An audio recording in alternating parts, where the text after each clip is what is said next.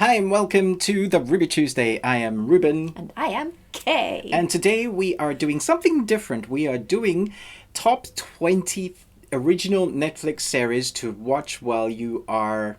What's the word, babe? Self-isolating. Self-isolating because of the world we live in. It's a bit strange and weird and wacky. So we thought we would give you something to watch. You've probably seen some of them. You probably haven't heard of some of them, but I hope we give you some ideas. And obviously there's going to be some of your own. You were like, I didn't like that one. Or you're like, why didn't you put that one in? We can't put everything in here, but we are going to do a top 20. We're going to do honourable mentions at the end and guilty pleasures. So we're going to go through this quickly. We're not doing reviews for them. We're just saying, here's one. We thought this was great. And we're going to the next one. Okay. Are you ready? In no particular order. Starting at number 1, we have... The story takes place in a world of modern, civilized, anthropomorphic animals, with a cultural divide between the carnivores and the herbivores. The series takes its name from the in-universe rank of Beastar, an individual of great talent, service, and notoriety. Beastar has an incredible following. It's very easy to watch. The animation is fantastic. We're getting a second season. If you like anime and you like anime on Netflix, then this is the one for you. And number 2. At number 2 we have Kingdom. The story starts with a notice on a billboard claiming the king of Joseon is dead and the crown prince should be crowned immediately as the new king. However, inside the palace, the king is known to be severely sick and has been secretly treated for the past 10 days. If you've been a fan of our channel for any amount of time, you would know that we've done a Kingdom Season 1 review, a Kingdom Season 2 review, a Kingdom Season 3 possibly news. We love Kingdom on this channel. It's zombies, but period. And you got swords and not samurai. Sorry when I said samurai last time. They're not samurai. They're just fantastically skilled warriors. Number 3. Mindhunter! Dun dun dun! So Mindhunter is incredible. There's 2 seasons. I don't know that we're going to get a third. I hope we do, because I feel like stories weren't completely finished. Yeah. Although I would say that the first season is very, very good. Yes. Better than the second season. Yes. I actually didn't want to put this in our top 20 because it's so dark. It is, yeah. You might not want to binge it all, but the episodes themselves each episode is like a character study into the mind of a serial killer, and it does put you really uneasy. There's these interviews when people are sitting on opposite sides to each other, serial killer, detective, or FBI, the Phoebe. And you sit there going, gosh, this is creepy. Number 4 is Lost in Space. Lost in Space, a planet in turmoil, a powerful robot, a doctor with dark secrets. Wherever the Robinsons go, danger is never far behind. So this one has had a bit of a mixed following. A lot of people didn't like the original series, the remake original series from Netflix, because they felt like scientifically they couldn't do what they did and it just didn't make sense. For me, I think when you're talking spaceships and you're talking androids and robots, I feel like the science is kind of there, but you kind of need to give it space to do its own thing. And for me, the fantasy, sci-fi, this is all I need. Number 5, The Umbrella Academy. Created for Netflix by Steve Blackman and developed by Jeremy Slater, it revolves around a dysfunctional family of adopted sibling superheroes who reunite to solve the mystery of their father's death and the threat of an impending apocalypse. This was great. It was wacky, it was weird, it was superhero-y kind of ish. It was just really interesting and quite detailed in the character development and just really bingeable. Yeah. Thoroughly enjoyed it. Number 6 is Dark. Set in a fictionalized version of the town of Winden, Germany, Dark concerns the aftermath of a child's disappearance, which exposes the secrets of and hidden connections among 4 estranged families as they slowly unravel a sinister time travel conspiracy which spans 3 generations. When it comes to Netflix and the original content, there's probably a few titles that would be in their top 5 of all time. Dark is one of them. Although not English, you need to watch it. If you like timey-wimey stuff that will make you question stuff all the time, you'll love this. We have 2 seasons. The 3rd is coming to finish the story. Excellent. Number 7. Stranger Things. A young boy, Will Byers, goes missing near a top-secret government laboratory. On the same night, a strange young girl appears at a diner in the town. A love letter to the 80s classics that captivated a generation. Stranger Things is set in 1983 Indiana. Even if you've been on the moon, you probably heard about Stranger Things. It's 80s nostalgia, aliens, and music. I don't know. If you like 80s, you're going to love this. Is it aliens? Is it? Fine. Number 8. I am not okay with this.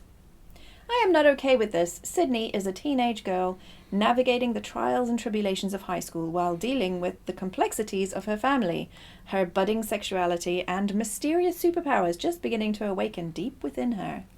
Never before has a series been, the line so much been this, less is more. The 20-minute episodes, there's 8 episodes, or 7? 7. 7 episodes.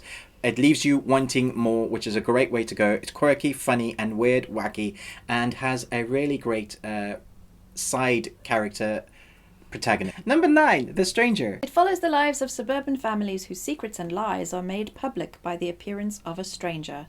Husband Adam Price is left stunned when a stranger tells him his wife faked her last pregnancy, which she had claimed she had miscarried. The Stranger is a great whodunit series.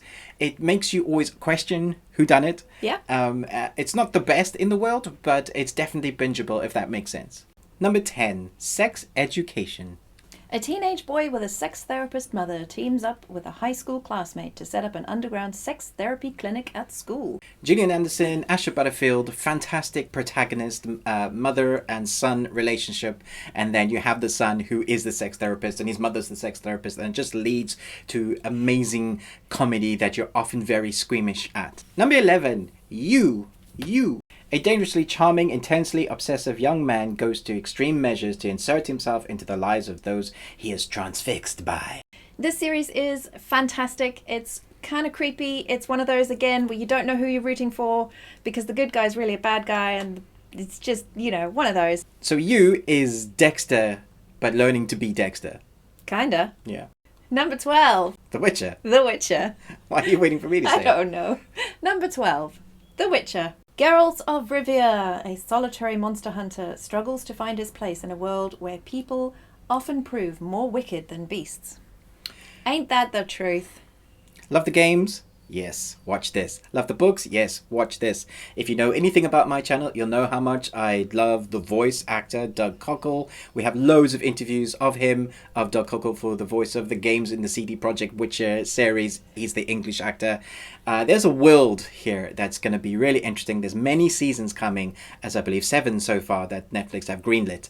Definitely check this out if you love fantasy, action, adventure. Lucky number 13.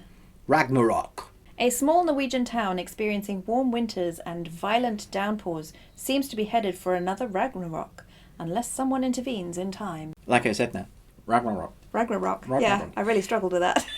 Netflix like greenlighting interesting, different, non-English speaking series with 6 episodes.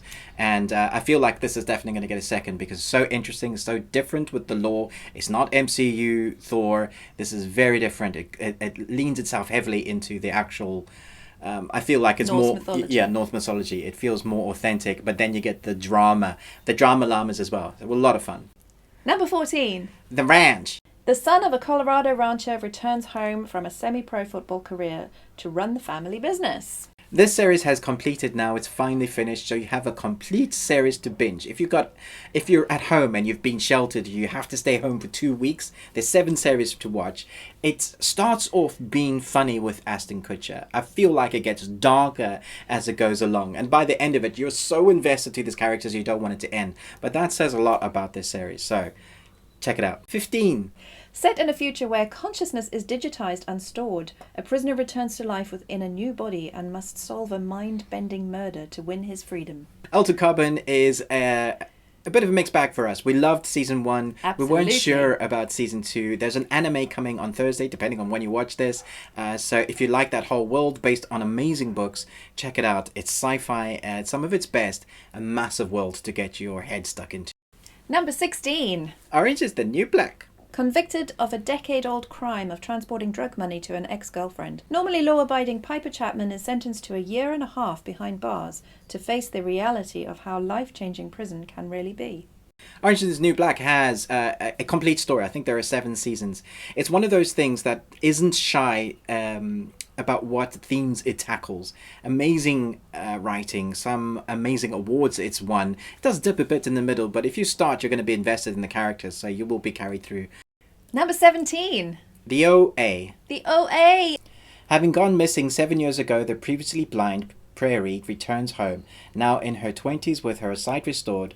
While many believe she is a miracle, others worry that she could be dangerous. Oh, my sad sorrow. I love this series so much. The OA is just fantastically convoluted. You don't know what's real and what's not and what's going on. And I just absolutely love that. I'm really hoping that it will get picked up again. I know it's been cancelled at the moment, but I know that the writer said that there are 5 seasons and it completes the whole story. And I would just love to know where it was going. Even though it's been cancelled, it's still worth giving this a go. Yep. Number 18. Messiah.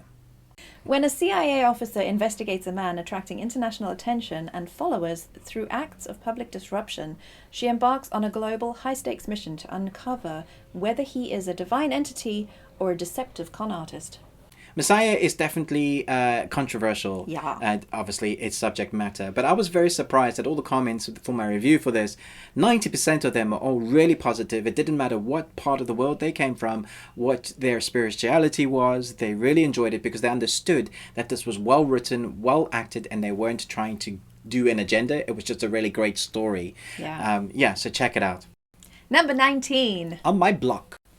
A coming-of-age story about 4 bright, street-savvy friends navigating their way through high school in the gritty inner city of South Central Los Angeles, dealing with the danger of getting their friend out of a gang and friends turning into romance. Danger is constant. This was one that I didn't know that I wanted to see until I saw it. And then even after the first couple of episodes, I thought, this needs to be for a live studio audience because the comedy is quite cheesy. Then around episode 4 of the first season, I went, oh my gosh, this is dark. It's fantastic writing. It has a juxtaposition of when it's dark, they make cheesy comedy for the levity to help you raise you up out of the darkness. Very well acted from a young generation on both scales. So young and old work really well together. Definitely one you should check out. We're really hoping for a season 4. Number 20. Lucifer. Lucifer Morningstar has decided he's had enough of being the dutiful servant of hell and decides to spend some time on Earth to better understand humanity. He settles in Los Angeles, of course, City of Angels. Lucifer got cancelled. And then it got revived. And the fans were, woohoo! We're also getting another season. So Netflix gave us an extra season and they're giving us one more to wrap up the whole story because they know how much the fans love this. Based off some comics. It's got some really great writers behind this and a really interesting take on the character itself. And now for some honourable mentions. Honourable mentions. 13 Reasons. 13 Reasons is another social commentary, what's right, what's wrong, moral dilemma. And I think it's particularly season 1 is really well done. It does raise lots of really deep, really interesting questions. If you are triggered by Suicide, yeah. Self-harm? If you're triggered by self-harm or suicide, then I would not recommend this at all. It's one of them that's been so controversial that Netflix actually had to remove a particular scene from it. So that gives you an idea of how dark it is. Very interesting writing. I think season 1 is the best out of the 3. The Dark Crystal. I'm sure you've heard about this. Is Netflix kind of one of their flag fantasy series based on the Jim Henson Dark Crystal film. If you like puppetry, but want to see it at a new stage with animatronics and CG melded in to create something that's quite immersive, and you kind of forget, most of the time you forget that they're even puppets, they're just different. Fantastic artistry, definitely worth watching. We don't know if we're getting the second season, but definitely should be in my honourable mentions. Sabrina is not a teenage witch. She is in this, but it's not based off the 90s series. This is based off the comic novel. I think it's a Dark Horse, but I'm not sure. It's of a comic that's very dark. It's very like dark. Teens, but dark. Teens doing adult things. Yes, that lots they of shouldn't gore, be doing. Lots of gore, very teeny, and then you have the juxtaposition of what the hell are you doing, man? Don't eat a baby. So stop it now. Yeah. And now for some of our guilty pleasures. I will do the first 2. One of them is Van Helsing. I'm not sure it's good, but there's 4 seasons and Netflix has just dropped the 4th season. It's one of those that once you start watching, you get invested in the characters. So I would like to say that the writing gets better. It definitely gets more out there. Like, you could not guess what they're going to do with the characters. It's one of those that if somebody's dead, that no one really ever stays dead. It's that kind of thing. If you love the character and you're like, no, don't write them out. Possible they might come back in some form. It's that sort of series. Love it because it's very bingeable. And if you get sick or get sheltered at home, this is one that you can watch. It has like 20 episodes or something ridiculous per season. Maybe I'm making that up. Just does feel like there's a lot of episodes. It just feels long. But I still enjoy it. So if you like swordy, shooty, fighty, bloody things, then this is up your street. And now for one that I'm really ashamed. Shadowhunters. Yeah, you should be ashamed. The film was okay. The pilot for the reboot based on the books wasn't. And in fact, the first 6 episodes of the first season was very tough to get through. For some reason, when I was ill, I watched this and I got into it. And then I was invested in the characters. I'm not going to stand here and say that it's good. Because it isn't. It's really not. It's like soap. It's a soap opera for teens. With vampires, warlocks, and... werewolves and other things and fairies. It's that kind of fantasy world. Definitely enjoyable if you just switch your brain off, which I've done multiple times. Yeah. And my guilty pleasure is Virgin River. It's sweet and it's nice and it's pretty clean, and it's something that I wouldn't mind watching with my in-laws. You know, it's just... I think they've watched it. Yes, they loved it. So that's my guilty pleasure. I mean, it's definitely paint by numbers. It will tick every single box for every single trope you've ever wanted from a soap drama. It's a romantic also based on drama. books, and there's lots of them. Yes, so we'll probably get more if it was well received. Yeah. So those are our top 20 in no particular order, our honourable mentions and guilty pleasures. What do you think should have been in this? What did we miss out? How are you standing with your hands on your hips or sitting with your hands on your hips going, how could you not have mentioned this? Let us know. I'm sure there's some anime series I should have mentioned in there, but there's so much. We couldn't have mentioned everything. If you managed to reach the end of this Bingeable Fest, if you're being housed at home, then well done. Yeah. Thanks so much for watching this, but until next time, remember, live long and Tuesday.